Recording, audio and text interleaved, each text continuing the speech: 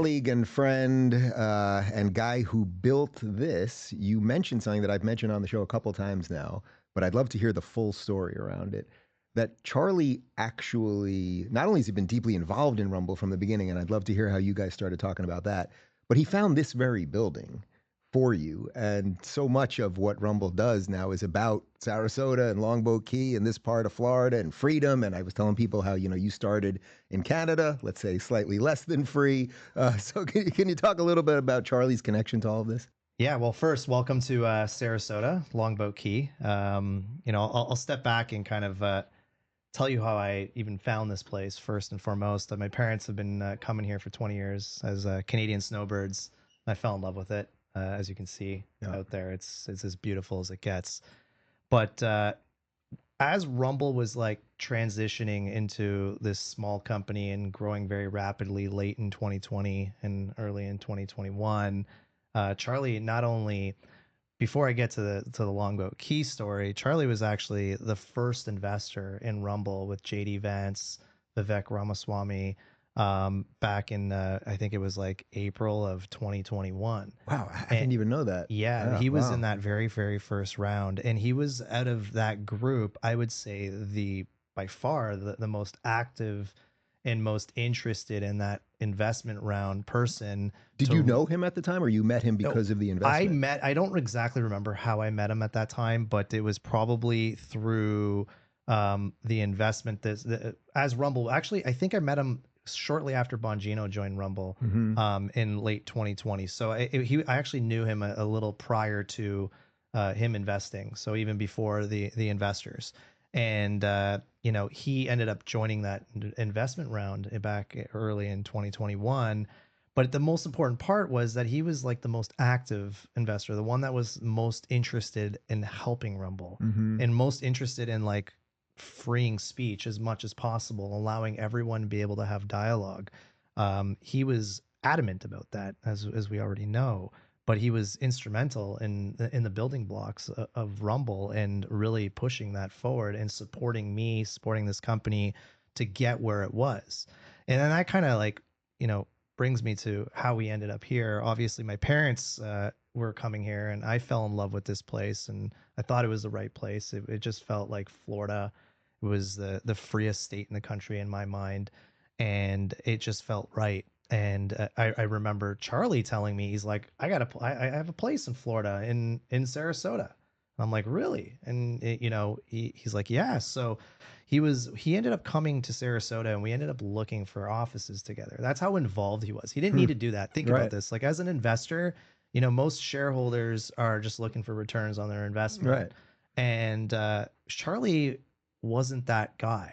In fact, I don't even I still think, Charlie held his shares as far as I remember. I don't know for sure, but like I've had conversations with him where he told me he held his shares in the company and he never sold. So he wasn't about that return on investment like the other investors. He was in it for really helping Rumble. Hmm. So we go around, we're looking at offices. We walk into this very building on this very floor, and we sit down in this like old boardroom. It was like it had to have been done in the 70s or the Right. 80s. It I was came like here when it was pretty yeah, that's disrepair, right. and yeah. And we got we had a reporter harass Yeah. us when you were in when you came with Right. us here. Yeah. Um, and so we walk into this boardroom, and there's like tiles on the ground. The roof is falling apart. I think a hurricane just went through and it just really destroyed this building. And we're sitting in this like boardroom with these old chairs, this old wooden table, green carpets, and Charlie just looks around and he's like, Chris, this is going to be the Rumble headquarters. This is going to be the free speech capital of the world. And I'm like, all right, we're going to do it. And I never looked back. We're now sitting in this studio, in the building that Charlie helped pick. And like, I think, like I said, we've had many investors, many shareholders.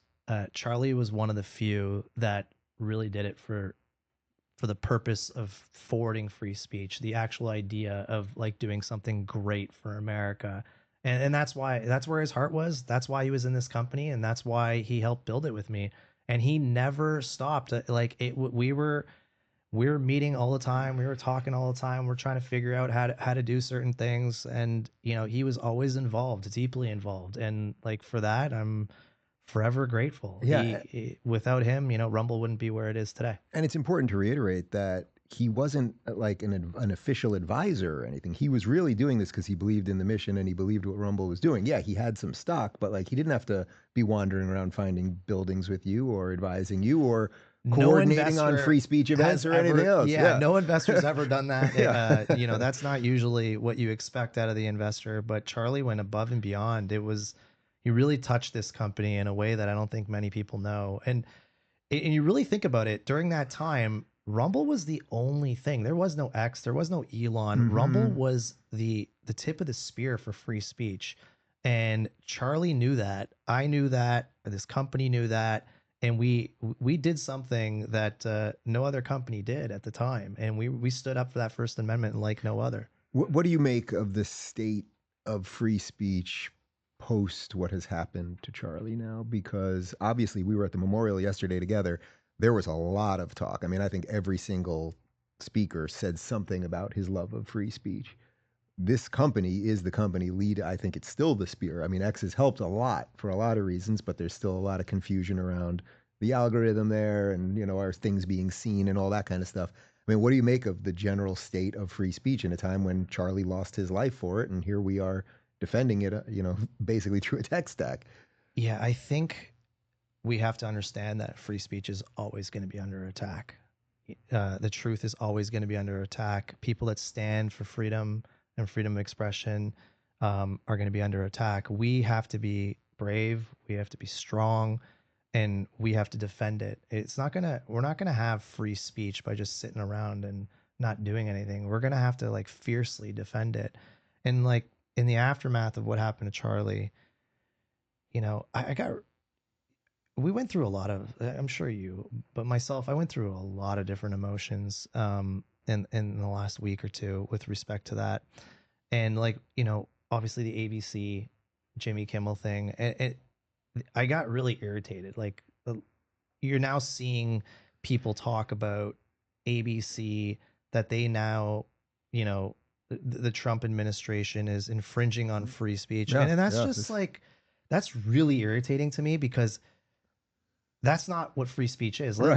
Let me explain what actually happened in Yeah, 2021 right, and what we exactly. were defending with Charlie. There were platforms like Twitter, like YouTube, that were out there parading that they were free speech platforms. Twitter said, Jack Dorsey numerous times, they're defending free speech. Hmm. They were censoring political dialogue. They weren't censoring incitement of violence. They were censoring political dialogue, conversation about COVID, conversation about an election. Um, YouTube was doing the same thing. Facebook was doing the same thing.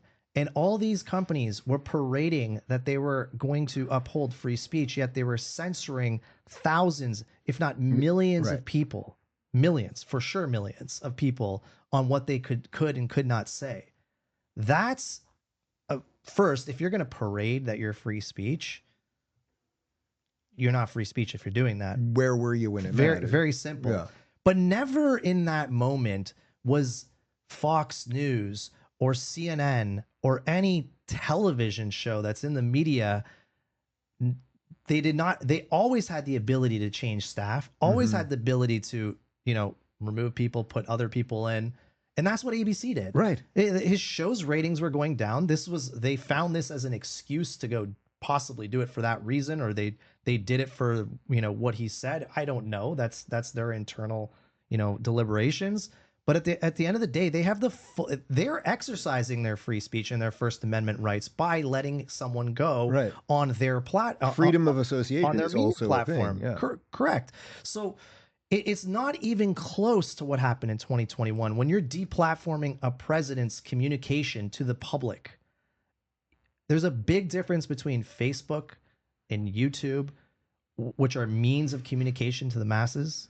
Like, if you're not online to be able to communicate to your masses, you can't communicate to your constituents. That's like denying someone buying a cell phone to go Hmm. call somebody. Hmm. That's that's the way I look at that. But when you're talking about a media company like ABC, who literally like censors and does whatever they want because it's their free speech to exercise whatever they want to say, that's their First Amendment right. So it's really irritating to see like every Democrat come out and say this is a violation of free speech. Yeah. Meanwhile, like Fox News was removing talent left and right from their network over the last 5 years. So was CNN. So was every other company out there that's Yeah. like a media company. But all of a sudden now, when a media company changes talent, that's because they didn't like what he said or because his show ratings were going down. That's now an infringement of free speech. Did you see?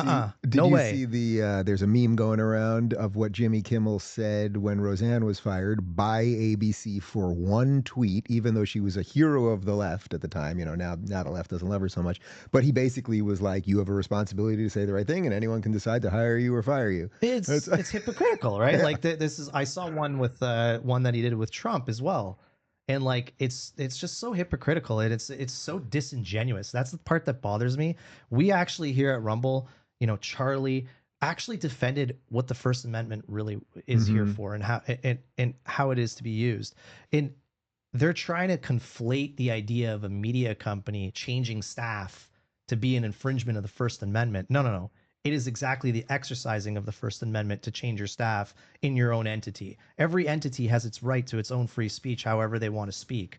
And if ABC wants to speak with specific talent, they have that choice. Contrary to what Eric Swalwell said, no one has a right to a TV show. You have a right to speak freely, but not to a TV show. So I'm going to end this with the easiest question I can possibly ask you. Can Jimmy Kimmel open an account on Rumble and do his show there? He's welcome to open an account on Rumble and he can do his show there, but he has to stay within the terms of service, which is not incite violence. And that's what it's all about. Good to see you, my man. Thank you. Thanks for having me.